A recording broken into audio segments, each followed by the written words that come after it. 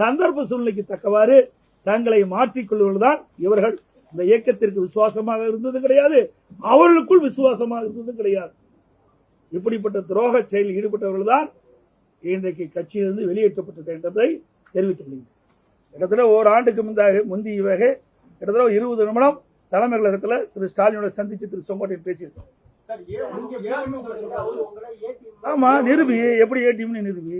நான் சட்டமன்றத்தில் இப்படி பேசிட்டு இருக்கிறேன். அவர் எங்கேயாவது திமுக பத்தி குறை சொல்லி பேசியிருக்காரா? சொல்லுங்க பார்க்கலாம். சட்டமன்றத்தில் நாங்க பிரதான எதிர்க்கட்சி என்ற முறையில் தெளிவா நாங்க பேசணும். அதே மாதிரி பொதுக்கூட்டத்திலையும் பேசணும், ஊடகத்திலையும் பேசணும், பத்திரிகையிலும் பேசணும். அப்படி எங்கேயாவது திராவிட முன்னேற்ற கழகத்தை தாக்கி பேசியிருக்கிறா? நான் சொன்ன ஏற்கனவே இந்த படம் பாருங்க. அந்த படத்துல அம்மா படம் இல்லைங்கிறாரு, பெரிய வாதங்கப்பட்டிருக்காரு. யாரோட போய் சேர்ந்து பண்றாரு? இதாங்க பிடிஎம்ங்கிறது. இதுக்கு மேல என்ன விளக்கம் வேணும்? அம்மா படம் இருக்குதா? தலைவர் படம் இருக்குதா? அப்ப யாரோட இணைந்து பணியாற்றி கொண்டு இருக்கிறான் என்று ஊடக நபர்களும் பத்திரிகைக்கும் தெளிவா தெரியும்.